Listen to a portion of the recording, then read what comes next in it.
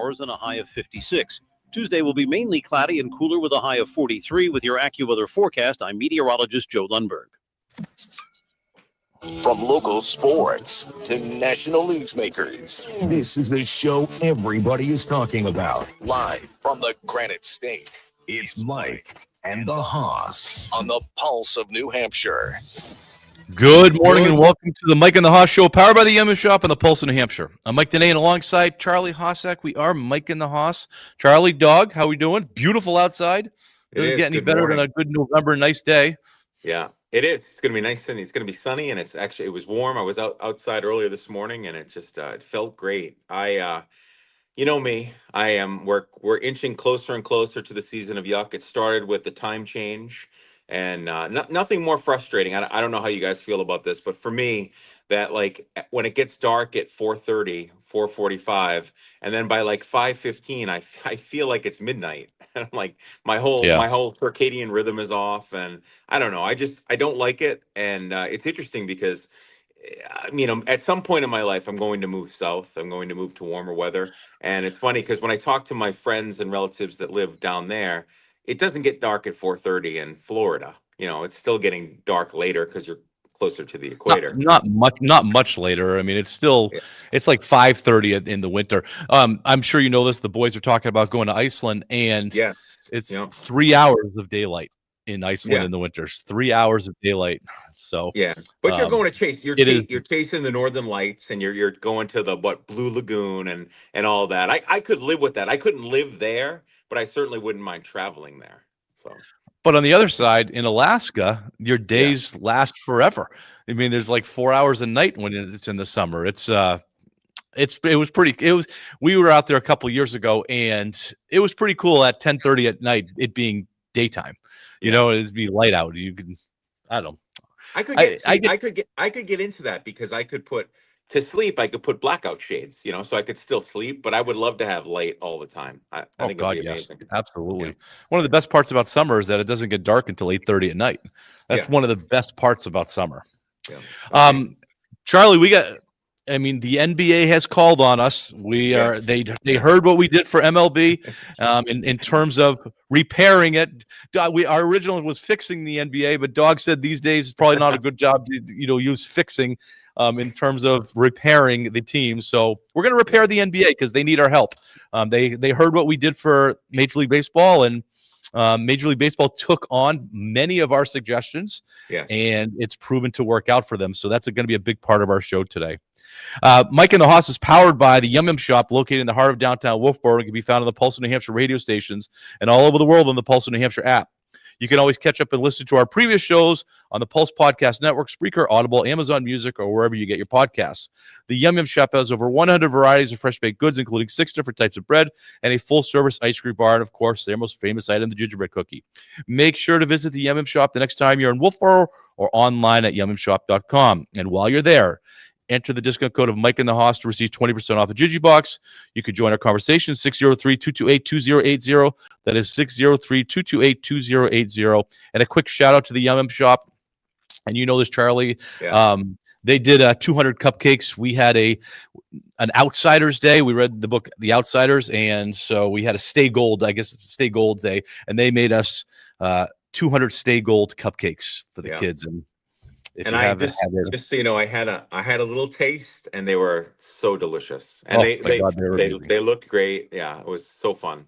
That's great. So I had a call, and I'll share this. I had a colonoscopy this week, and my clean out day was the day that we had the cupcake, so I couldn't have a cupcake. So the clean out day, but I had one afterwards. And if you ever had a colonoscopy, God bless, it's a miserable experience. But you're good, but you made it through, and here you are. So I made it through. Saturday, yes. So which is good. All right. Opening takes brought to you by the Back Bay Boathouse, where you can enjoy delicious food and drinks right next to the lake. Don't forget to order the $5 Mike and the Hoss penalty box during happy hour Monday through Friday from 3 to 5 p.m. A quick shout out to the Back Bay Boathouse. Went there for the retired coaches luncheon last Sunday. And they have specials on Sundays. They have $15 dinner specials, which is their regular really, it's their regular dinner at a $15 cost. Two of the coaches, myself included, we got the New York strip sirloin with a loaded baked potato and broccoli, and it was just oh so good. It was huge portion. So shout out to the Back Bay Boathouse. Check them out any day, but if you go on a Sunday, you can get 5 or 6 of their entrees for only $15. All right. And also a shout out to the Heinz Group of Philadelphia and London for sponsoring our Facebook Live and YouTube live stream.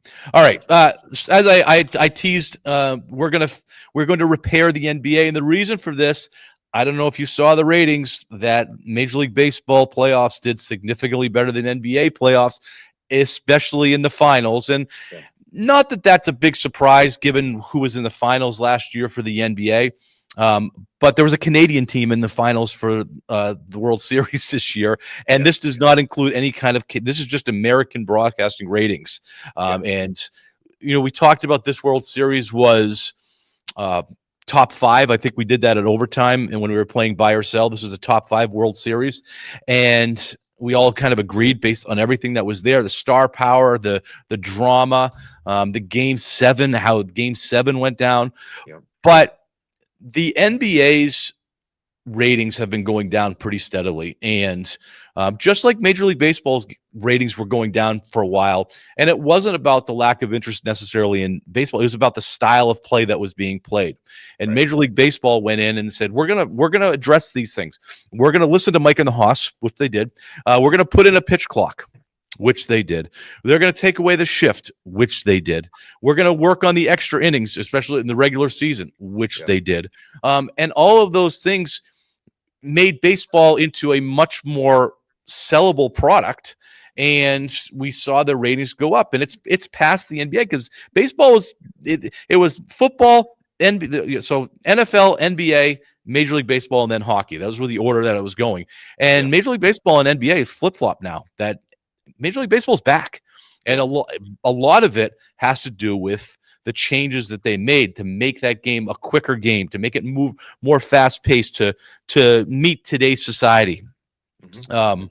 And so now you get the NBA, and the NBA is having massive PR problems for all kinds of reasons besides fixing games and all that sort of thing. But their style of play it's not enjoyable right now. And I think that I'm not the only one who feels that way. You read articles that is a very popular narrative right now about, what's happening in the NBA. Well, they just shoot threes or they're at the foul line. That's pretty much the two choices that you're going to see. So we're going to fix it. And we're not going to fix it. We're going to repair it. Sorry, dog. We're going to repair it. Somebody's already taken care of the fixing in the NBA, but we're going to repair it. And we're going to start. You have a big list here. I have my thought. And my number one thought is to change how the three-point shot is being taken. Right now, every game seems to be a record number of three-point attempts, every single game.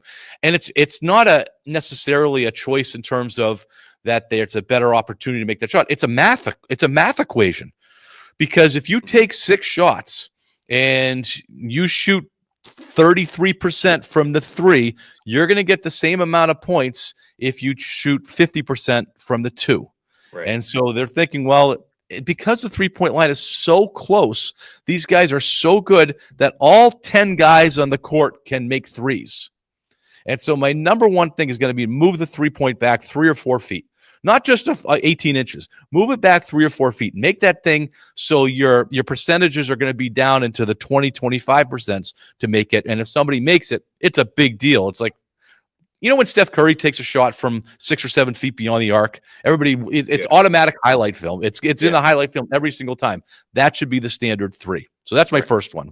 What's your first one, Charlie? Well, yeah. So I just want to respond to that, if you don't mind. Sure. It's interesting because I was thinking about this. We talked a little bit about this on OT this past week about moving the 3-point line. And so I had open gym this week at the middle school, right? And middle school kids, we're talking about middle school kids, boys and girls, hitting 3-point shots for them is easy. It's like the new free throw. It's like these kids are draining 3-pointers, and it's not that big of I understand they're not NBA 3-pointers, but it's just kind of like it kind of gets built in that it's not a big deal anymore. So moving it back, 3, 4, 5 feet, I think it's a good idea. One other thing I suggested, if people don't want to move it back, is that only allow only allow 3-point shots to count as 3-point shots, maybe in the second quarter and the fourth quarter, or something like that, where you can shoot wherever you want, but it's only going to be 2 points. So something to kind of fix that, so we see fewer shots from the 3-point range, and you see more what I would call pure basketball. For me, I guess the number one thing for me is to be able to kind of take a look at the draft lottery system, maybe adjusting the salary cap, maybe even putting incentives into this. I don't like the NBA Cup, but having some type of incentives with the NBA Cup for playoff, something that makes it more meaningful. So if you take a look at the draft lottery, it doesn't have to be the teams that tank, because teams do tank, get more balls in the magic bucket. Just make it fair and just say everybody has the same opportunity. So if you've just won the NBA Finals, you have the same chance as the Celtics, who stink. So I don't know, something like that, but maybe a salary cap so that players don't have the opportunity to get together during All-Star weekend and say, hey, let's all play together on the Heat, or let's all play together on the Lakers, or pick a team, whatever team they want to go to where they like the weather. So kind of fixing that so that you don't have these super teams. So you have teams that people don't necessarily want to play for, having an equal advantage, or a level playing field with the other teams. So that's kind of my start. And I don't disagree with that. I don't think it changes the actual game on the court, though. And that's where I'm for. I agree with you. There needs to be something done about tanking in the NBA. And I hate the fact that these super teams are created by the players. The super teams are not created by the general managers. They're not created by the ownership. They're not created by the coaches. Yeah. Super teams are created by the players when they go, to your point, All-Star weekend, and they say, hey, come play with me. You can sign a 3-year deal, a 3-year max deal, but you can have an opt-out after the first year, so you're not going to be committed to it. Right. And it's just that whole drama where they're not – it's similar to the transfer portal in college, that – they can leave at any point. They can leave after a season. And I keep bringing this up when we watched the NCAA finals last year in the championship game for football, that they had a player that had played on 4 different schools. He was a senior, and each year he transferred out and played on 4 different schools. There's no commitment to those schools. And I feel the same thing in the NBA. There's no commitment to those teams. It still doesn't affect the product on the court necessarily. Yeah. And that's what we're going to talk about. We're going to go to break, and then we're going to come back and continue this conversation about repairing the NBA. News, traffic, weather, and discussion. Available to you anytime, anywhere, with the always free to download Pulse of New Hampshire app. Are you in need of a reliable and trustworthy auto repair shop? Look no further than Pellerin Motorsports, located at 219 Pembroke Street in Pembroke. Meet Brandon and Ryan, your expert mechanics, who are dedicated to providing honest and reliable service to all their customers. Hey, it's Ryan from Pellerin Motorsports. And I'm Brandon. At Pellerin Motorsports, we believe in doing things the right way the first time. We're not going to try to sell you unnecessary repairs or try to upsell you on services you don't need. Your trust means everything to us. That's right. We treat every vehicle like it's our own. No, we are committed to fixing your vehicle right the first time. We've got the knowledge and expertise to tackle any problem that comes our way. And we also know how important your family safety is to you. That's why we go above and beyond to make sure your vehicle is reliable and safe. Absolutely. And it's not just about the repairs. When you drive into Pellerin Motorsports, you become part of our automotive family. So listen, if you're tired of being taken advantage of, come down to Pellerin Motorsports. We're waiting to take care of all your automotive needs. Give us a call at 210-1637. Jen, Buddy looks amazing. I love his new haircut. Where'd you take him? Nowhere. Wolfie's mobile pet spa came right to my house. No stressful car rides, no waiting rooms. Buddy got a full groom right in my driveway. Really? Between work and the kids' schedules, I have no time to get Bella to the groomer. So they come to you? Yes, they do. That sounds like a dream. Bella hates car rides. Do they do big dogs? Oh, yeah. All breeds, all sizes. And you don't even have to be home, so you can schedule anytime after the initial visit. Nice. And they don't just groom. They do dog walking and even pet sitting. When I went on vacation, they came and fed Buddy and took him on his daily walks at my house. No kennels, no stress. That's perfect. I always feel guilty leaving Bella at a boarding place. How was Buddy after? So happy. And they sent me updates and pictures. Plus, their walkers are trained, so I know he's in great hands. I'm sold. I'm booking at Woofie's of Concord in Manchester today. Woofie's of Concord in Manchester. Mobile grooming, pet sitting, and dog walking that comes to you. Pamper your pet today at WOOFIES.com. I'm so freaking tired of worrying about my 401k and how I'm going to retire. It seems like every time a politician tweets something, my portfolio goes down 20%. How is that stable? Are we just a few tweets away from a market collapse? Wow, you read my mind. I was in the same exact boat until I heard about Baxter Capital Group. They're a private real estate investment firm focused on acquiring undervalued multifamily properties right here in New Hampshire. They offer amazing benefits like steady stream of passive income, powerful tax offsets, and more. Wow, that's exactly what I've been looking for. How do I contact them? Go to BaxterCapital.net. I worked with both Sean and Tim there, and they couldn't have been more helpful. They went over all the opportunities and got me set up with a path for success. There was zero pressure. Thanks. I'm going to BaxterCapital.net to reach out to them today. Investing involves risk, including possible loss of capital. Past results don't guarantee future returns. This is not an offer to buy securities. Any investment is made only through confidential offering documents available to accredited investors under Regulation D. Baxter Capital is not a broker-dealer, investment, or tax advisor. Consult your advisors before investing. Coming up at noon, we talk tech with Kim Commando. In the meantime, we're back to Mike and the Hoss on the Pulse of New Hampshire. Like in the Huff on the airwaves blast, talking New England sports, they got the facts. Coaches and teachers making it clear. Whoop, whoop, whoop, mornings filled with cheer. Welcome back to Mike and the Hoss, 603-228-2080. A little country there. I was watching Reels this morning, and somebody did an AI version of a Michael Jackson song in country, and it was amazing. It was amazing. What you could do with that is just something else. So we're in the process of repairing the NBA, and we've already talked about the three-point line and how we would deal with that. Charlie talked about trying to figure out a way to deal with tanking. My next thing is on fouls. I think that the NBA has become so ticky-tack that everything gets called, and I'd like to have that modified. Whereas it drives me crazy if a guy drives the basket and there's somebody that has an established position, but they're in the ballpark, that they drive into them to get the foul. They body into them to get the foul. Mm-hmm. And it's not an offensive foul. It's usually called a blocking foul. And the body contact needs to exist. These are professional athletes, and it's become so foul happy that you're either seeing a guy shoot three or a guy at the foul line. It doesn't seem to be anywhere in between.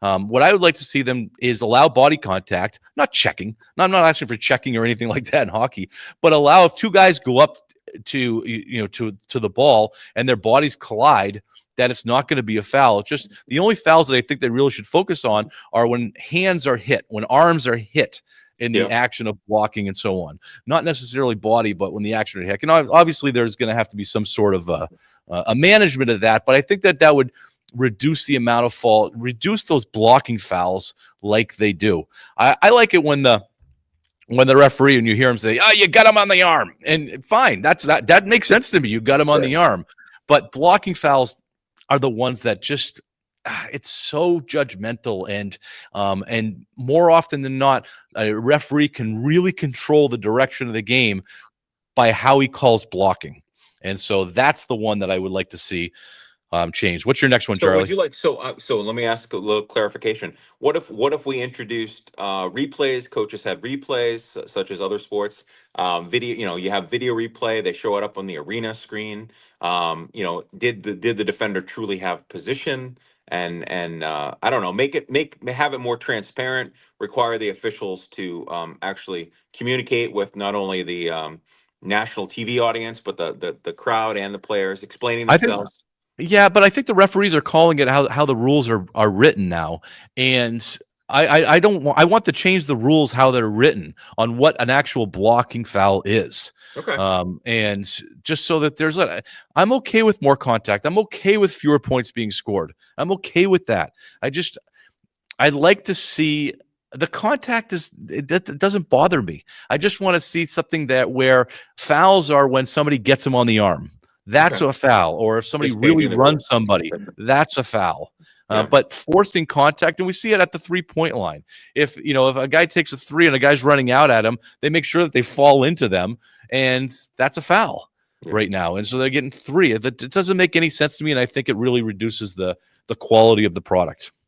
So mine has to go along with the length of the season. So I think the season's entirely too long, 82 games, and part of the reason it's too long is because you've got these. I'm going to call them prima donnas, that they need to take their days off for their load management because they got a hangnail, whatever it is.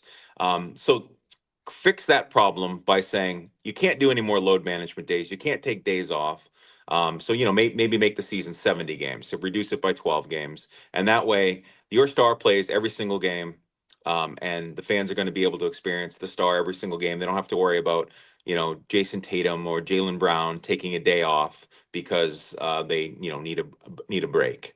I think that's going to be important for the fans. And if we're looking to improve the NBA, you need to be able to get the fans on board to say, hey, this product is worth watching. Right now, the games aren't worth watching until you get to the playoffs. I mean, regular season is regular season. You're going to win some, you're going to lose some, until it really matters. These guys don't seem to play at 100%. And I think being able to say, okay, each game really does matter because there are fewer games, then that may actually improve the product. I don't want the management games. That was my next one. Get rid of the management games where guys could take these time off. They're making $50 and $60 million a year. Get a friggin' massage. Seriously. I'm sorry. I could go out there right now at my age and I could play. If I had a year's time, I could play 80 basketball games and make it through the season. It's not that big. I don't think it's that big of an ask to play 80 games. I mean, obviously, if you're hurt, you're hurt. But the management games are so painful to watch with the amount of money that is being made on with these players, and it keeps going up and up. But you get guys making $50 and $60 million a year that are playing 60 games a year because they need management games. And get rid of that. All right, my last one. And I think you could do this in any league. And if you want to improve a league, figure out a way to incorporate this in is relegation. And if I'm dead serious about this, if the major sports leagues actually had relegation, you would not see tanking. You would not see management games. You would see if every game meant something, because if you didn't make it to the playoffs or you didn't, finish, if you finished in the bottom 2 or 3 of the league, that you're going to get relegated, all of this stuff goes away. All of it. The game would require so much more intensity if you had relegation where the bottom teams are getting relegated to another league. You have a B league, and then we have a G League. There's a G League, so let's use the G League. Let's use the league that already exists, the G League. Yep. So maybe you're right. So I like this. So let's take the bottom 2 teams. All right, whatever. Let's just do that. And then that way the top 2 teams in the G League have now moved up into the NBA and go from there. So now the team that's been relegated obviously has to be in the top 2 of the G League the following season. Oh my gosh, can you imagine the craziness of I know these former NBA players that are now relegated to and that you see playing, these guys playing a lot more intense and whatever. And these G League games would actually be watchable. You would turn into a G League game if you said, if there was a little playoff thing and these top 2 teams are going to be actually up in the NBA playing a full NBA schedule. It would be more interesting to watch. And that's a pipe dream. That's obviously never going to happen, although it happens in soccer in Europe. So it's not an unreal thing. It does happen.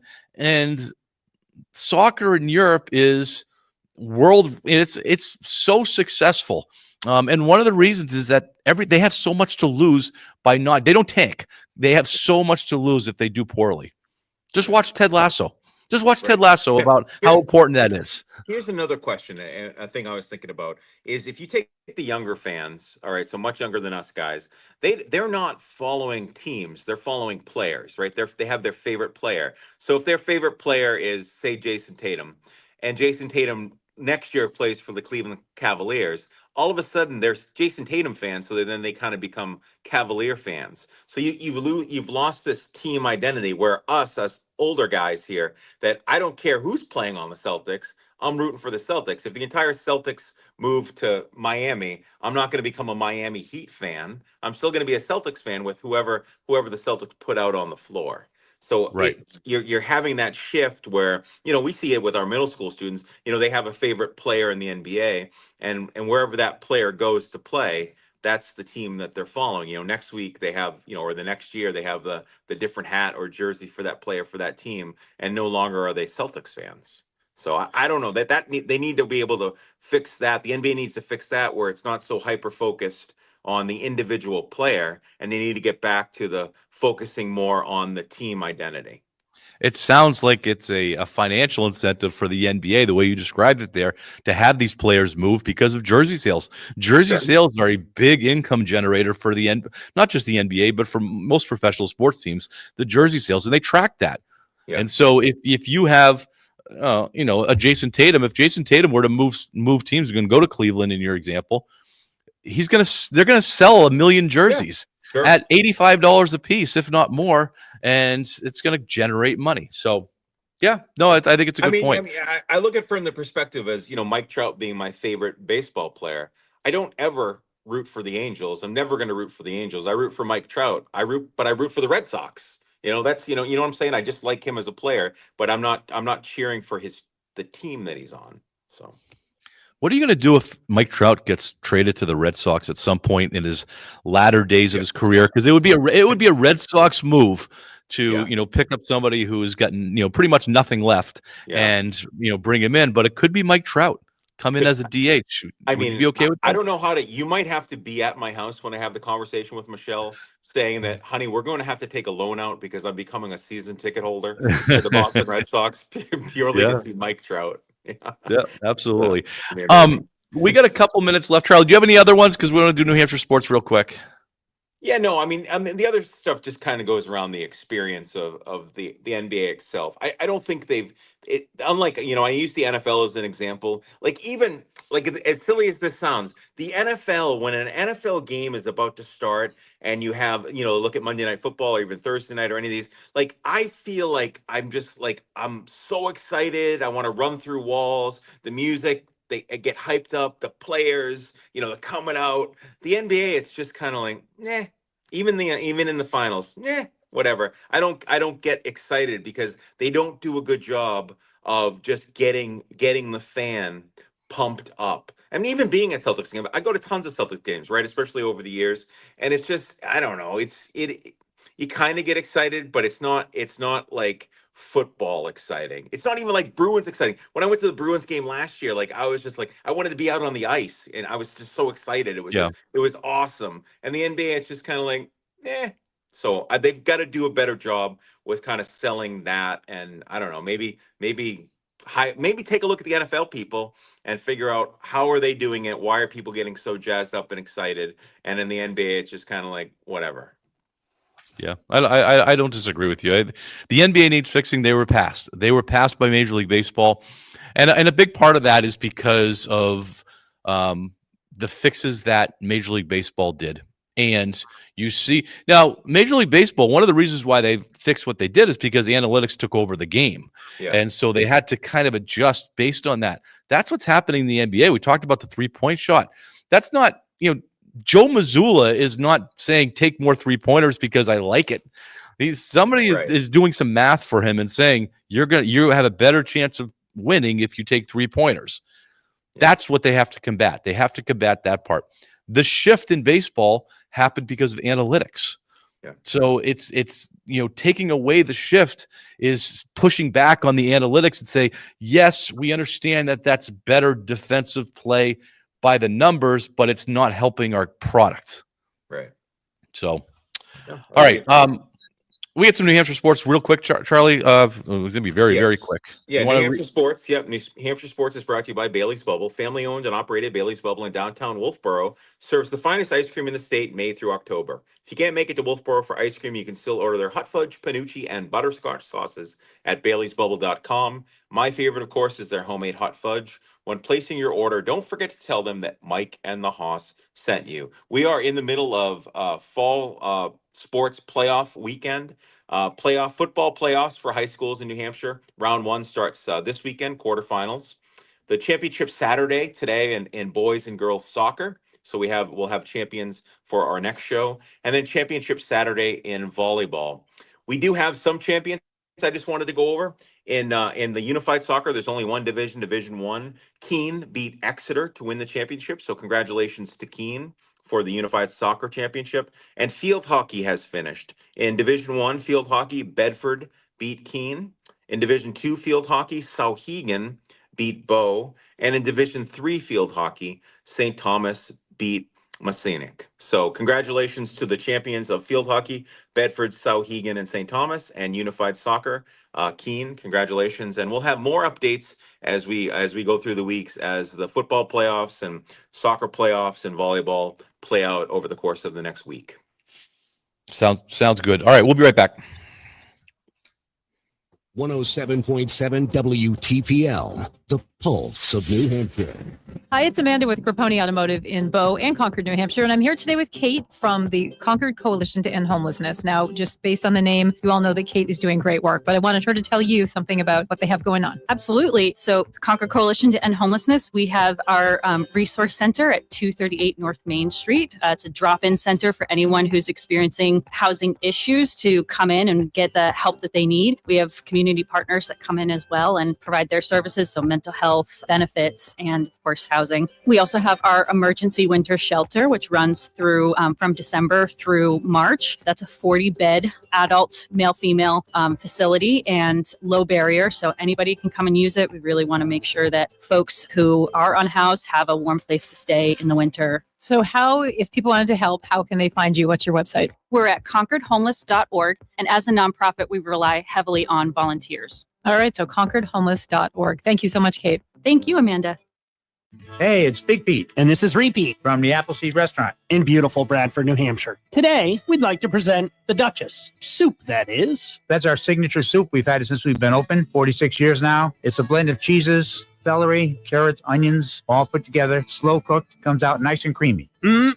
Delicious. And Dad, how many people have that recipe? 1, 2, 3. Actually, that would be nobody. And why is that, Dad? Because it's a secret recipe. That's right, it is. I believe the original recipe is kept in the basement in the Appleseed Vault. Do we still have the combination for that? Let's talk about catering, Dad. Good idea. We have a website dedicated to our catering, which is appleseedcatering.com. Lots of good information there. And for all other things Appleseed, ...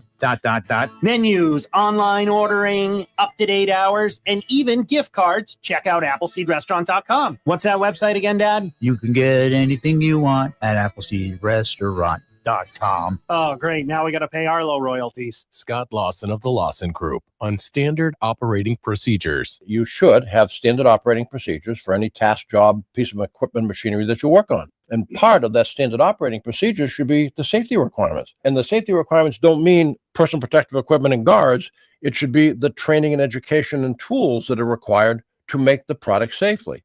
And I always try to draw the conclusion for companies when we talk about this stuff to say, you don't do it for the name of safety. You do it for safety, productivity, and quality.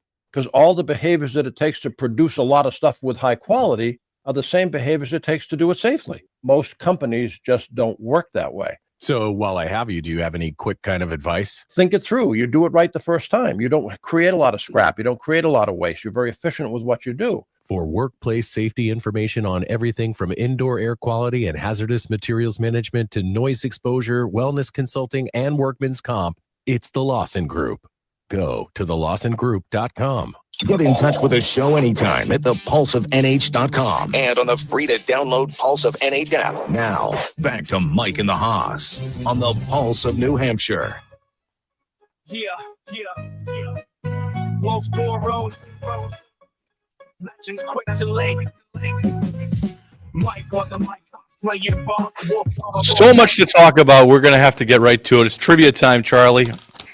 Trivia is sponsored by Seven Sons Cafe. You're going to have a chance to win yourself a gift card to Seven Sons Cafe, 603-228-2080. That's 603-228-2080. Tucked away on Railroad Ave in the heart of downtown Wolfboro, Seven Sons Cafe is a welcoming spot for both locals and visitors alike. The Cozy Cafe is beloved for their mouth-watering crepes, hearty bagel sandwiches, and a wide selection of beverages. from expertly brewed coffee to soothing teas and vibrant fruit smoothies.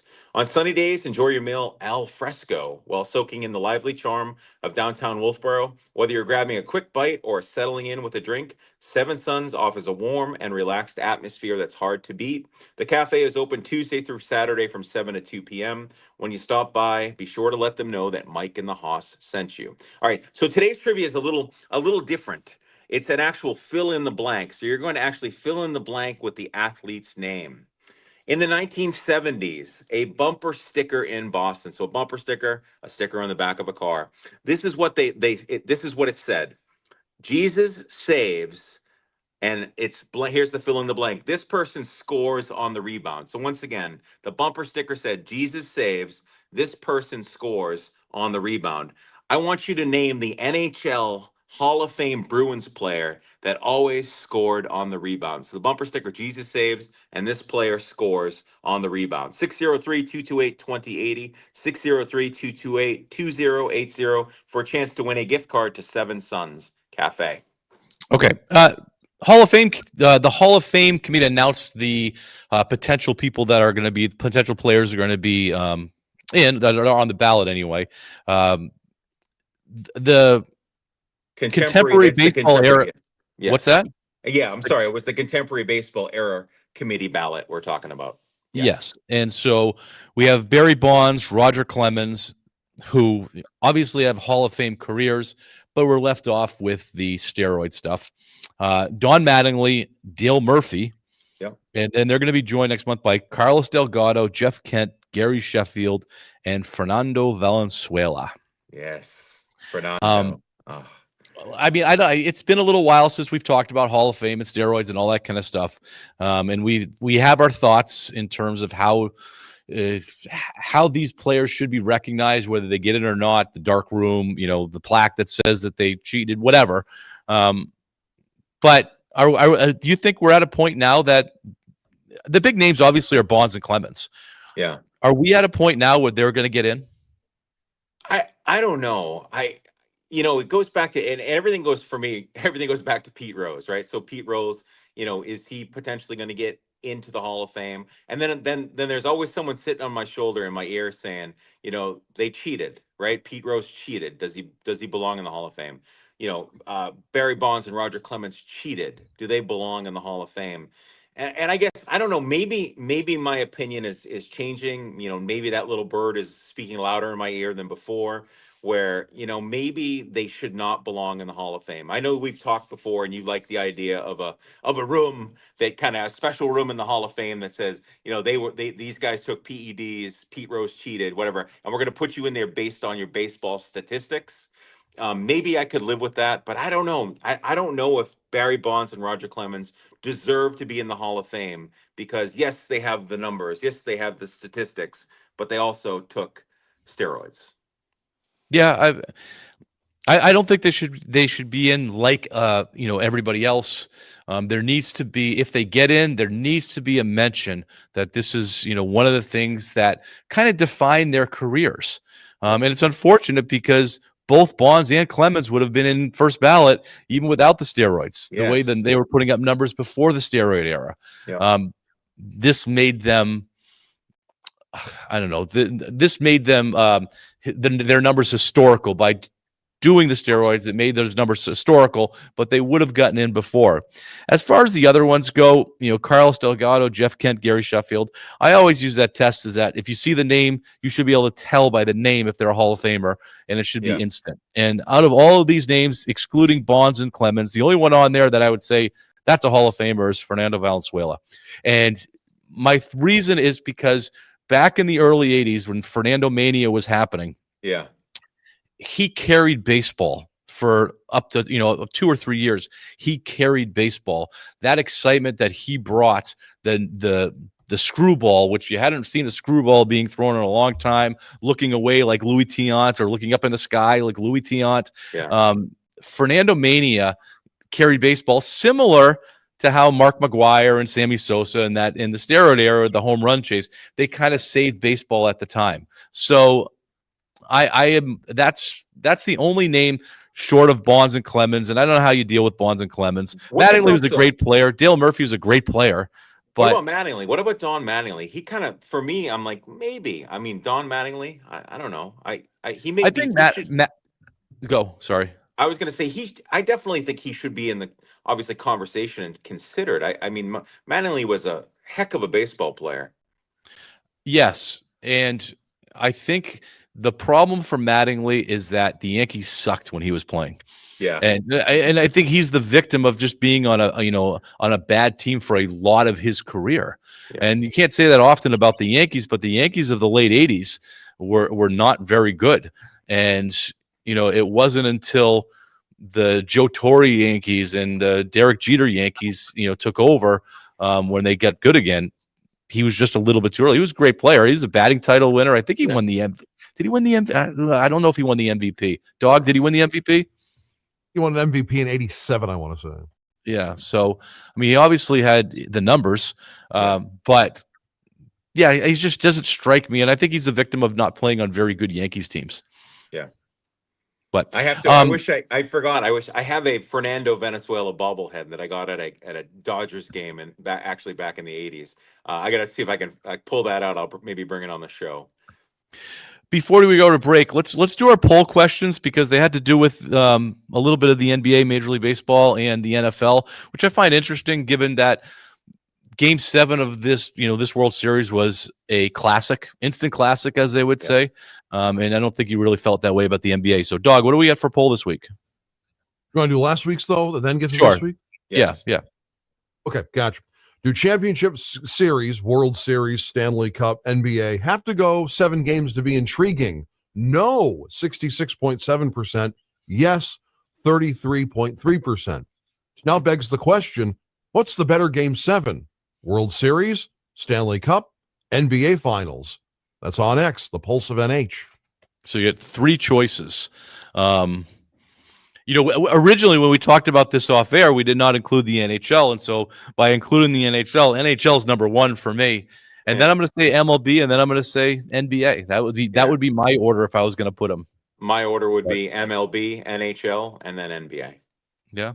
What do you think, Dog? Yeah, sounds about right. Yeah, it's baseball, Stanley Cup final, then NBA Finals. All right. When we come back, we are doing picks for week 10. Are we up to week 10 right now? Week 10, yeah. Before we go to break, can I just do the trivia question one more time? Yes. All right. In the 1970s, a bumper sticker in Boston said, "Jesus saves." This player scores on the rebound. I want you to name who is the player that scores on the rebound. It's an NHL Hall of Fame Bruins player, 603-228-2080, 603-228-2080 for a chance to win a gift card to Seven Sons Cafe. Okay, we'll be right back. This is the Pulse of New Hampshire, 107.7 WTPL. Are you someone who loves networking and seeking a new opportunity to grow financially? Are you tired of the same old 9-to-5 job where every day is the same? If so, here at Finney Media, the home of this radio station you're loving right now, we're accepting resumes for dynamic and driven marketing consultants to join our team. If you're passionate about radio, music, events, digital, and the idea of helping businesses grow, it's time we met. Our marketing consultants have the autonomy to create their own schedule, say yes when others say no, enjoy comp plans like you've never seen in media sales, and spend their days in the communities that matter to them. At Finney Media, you'll be a crucial part of our team that is dedicated to helping businesses succeed while enjoying the process. And the best part? No income limits. The harder you work, the more you can earn. To learn more and submit your resume today, simply text OPPORTUNITY to 78,000. That's opportunity to 78,000. We can't wait to meet you. Are you looking for a scaly new pet? New England's largest pet reptile expo will feature a large variety of reptiles and exotic pets for sale, including many species of geckos, dragons, pythons, boas, monitor lizards, snakes, turtles, tortoises, tarantulas, scorpions, and even bearded dragons. Check out New England's largest reptile expo, Sunday, November 9th from 9 a.m. to 4 p.m. at the Doubletree Hotel Expo Center, 700 Elm Street in Manchester. More than 75 breeders will have thousands of live pet reptiles on display and for sale is pets. More than 200 vendors will also be selling cages, supplies, frozen feeder rodents, feeder bugs, and many other reptile-related items at discounted prices. Kids under 6 are free. And please leave your own pets at home. Stop by New England's largest reptile expo, Sunday, November 9th, from 9 a.m. to 4 p.m. at the DoubleTree Hotel Expo Center, 700 Elm Street in Manchester. Follow them on Facebook and Instagram, or visit reptileexpo.com. Hi, I'm Scott with Bangor Wealth Management of New Hampshire. People often ask me, is my future secure? Here are some questions I ask in return. What are you trying to accomplish? How do you feel about it? How do you decide who to trust?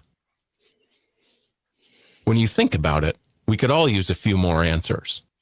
Let's make a plan that works for you. Visit bangor.com/wealth. This Thanksgiving at Total Wine and More, find bourbons and Cabernets that you adore. Our helpful guides are so friendly and nice. So many bottles to try at the lowest price. So gather with friends as you sit down to eat. Grateful for all who made Thanksgiving complete. With curbside pickup and delivery available and the lowest prices for over 30 years, you'll always find what you love and love what you find. Only at Total Wine and More. Drink responsibly, B21. You're listening to the Granite State's own Mike and the Hoss on the Pulse of New Hampshire.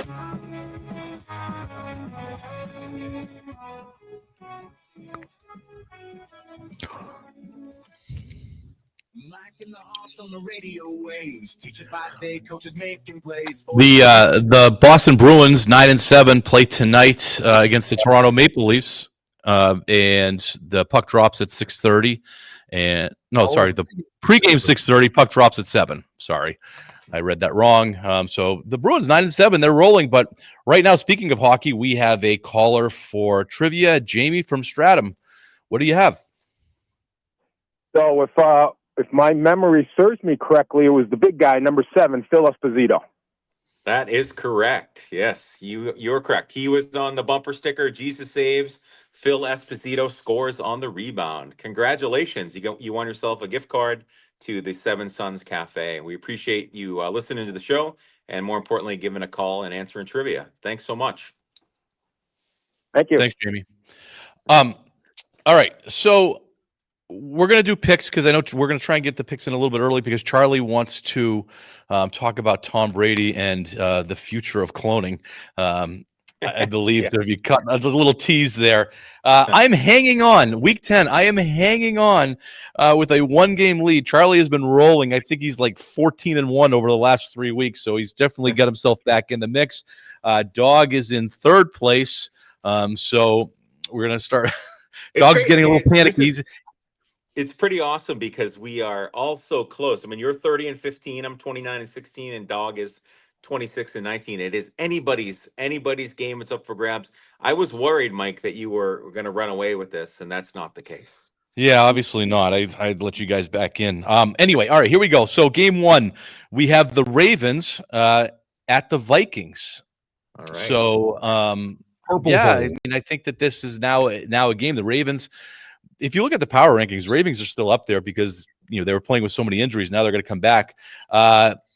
I've got the Ravens on that one. I think the Ravens are going to pull that one off. Yeah, I do too. The Ravens are 3-5, but the record doesn't say much. You're right. They are back. They're healthier. I'm taking the Ravens over the Vikings. Dog? It's against my religion to root for the Ratbirds. Even though I'm a Packers guy and I shouldn't root for the Vikings, I'm taking the Vikings. All right. All right. Next game is I don't have the 4th game in here. All right, Steelers at the Chargers. Pittsburgh's, they've been playing a little bit better. They get beat by the Packers last week, I believe. And the Chargers are both, one's 5-3, one's 6-3. I got the Chargers at home. Yeah, I mean, I was going to say, Mike, you with travel, it's California, Pittsburgh. I can't stand Pittsburgh, the Steelers. They always seem to find a way to win. But I'm taking the Chargers over the Steelers. Dog? Steelers beat the Colts last week. They lost to the Packers the week before that on Sunday Night Football. They're going to play the Bolts in Southern California on Sunday Night Football. The pesky Pittsburgh Steelers will find a way, but no, they will come up just short against LA. All right. All right. The narrative. love The it. Philadelphia Eagles at 6-2 travel to Green Bay at 5-2. Ooh, this is a good one. Monday Night Football. Monday Night Football. The Packers, I believe, are favored by a couple points on this. I think Philly's getting some points. Philly seems to be turning the corner a little bit. I don't believe in the Packers. I'm gonna go with Philly with the upset. So what, Doug, do you happen to know what's the weather forecast? Is there weather in impact at all? The moment, no. Okay. All right. So that being said, I mean, the Eagles, Packers, heck of a game. Finally, a great Monday Night Football game. Fly, Eagles, fly. They beat the Packers. Dog? This, not Chiefs Bills, will be the game of the year. The Packers will prevail. All right. Next one, I get the Rams at the 49ers. For some reason this one didn't make our list, but the Rams at 49ers. So the Rams are 6-2, the 49ers are 6-3. I think Mac Jones is still quarterbacking the 49ers. Yes. Been doing pretty well. I can't be a believer in them. I think the Rams are for real this year. I've got the Rams. We're finally going to disagree. It's hard for me to root against the 49ers, and I certainly don't want to end up having the same picks as you, Mike. I'm taking San Francisco 49ers beat the Rams. Dog? LA looks super. I'm going to take the Rams. Yeah. The 49ers took the route of the Patriots. They didn't really add anything to their team. No. I think they see the writing on the wall that it's not their year. All right, the last game is the Patriots at the Bucks. Big test for both teams. This is a big game for both teams because I think the Patriots have now risen to not a pushover, and if the Bucks win, it's a big win for them. Whereas the Patriots win, it's a big win for them. So both teams have something to lose here. I think the Patriots' run's going to slow down. They're going to have a little hiccup. So I've got the Bucks. Yeah, I mean, the Bucks are coming off their bye week. They've had 2 weeks to prepare for the Patriots. I think this is the first real challenge for New England. I said it in OT this week. The Patriots lose this week, and then they come back and will win next week. So I've got the Bucks beating the Patriots by a comfortable margin. All right, Doug. It's Drake versus Bake. I'll take Bake and the Bucks. Yeah. Yeah. I think that the Patriots need a little humble pie coming their way a little bit, and this is a good week for that because if they lose this one, they're not favored. I think this is a good one for them to take a step back on. And they're on the road, and they'll win next week because they've got the lowly Jets. But I think you're right. I think and for me as a fan, and you too, Mike, and is that if the Patriots end up beating the Bucks, oh well, we that's awesome. So right, especially since all three of us picked the Bucks, and I don't lose any ground if the Patriots win. So it's a win-win. It is. All right, Charlie, we got a couple minutes. You wanted to talk about TB12. I just wanted to talk about Tom Brady. We've had a lot of stuff on here that's kind of carried over Tom Brady, but it came out this week that TB12 cloned his dog. His dog Junie, his current dog Junie, is a dog of his dog Lua, who passed away back in 2023. Here's the interesting thing. It's Colossal Biosciences, which Brady is a big investor in, and he ended up cloning his pit bull mix using a blood sample from Lua prior to her death. The announcement coincides with Colossal's announcement that it's acquiring these two other companies, or one company, Viagen Pets and Equine. And these are the same people that cloned Barbra Streisand and Paris Hilton's dogs.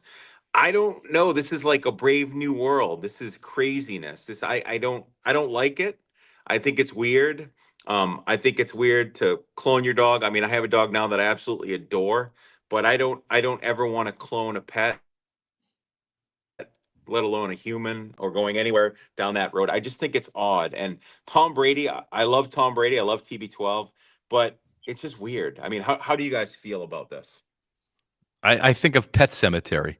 It's kind of the when they buried it and it came back to life. The whole cloning thing scares me because you're going to start seeing this in humans more and more, and they're going to start cloning children, and you're going down the road of Gattaca. If you've ever seen the movie Gattaca, and exactly.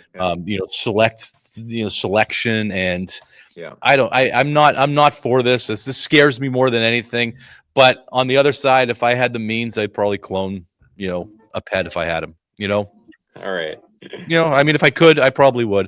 All right, that's going to do it for us. Remember the Bruins tonight on the Pulse of New Hampshire, 6:30 pregame, 7 o'clock puck drop. And thanks for listening. We will see you next week.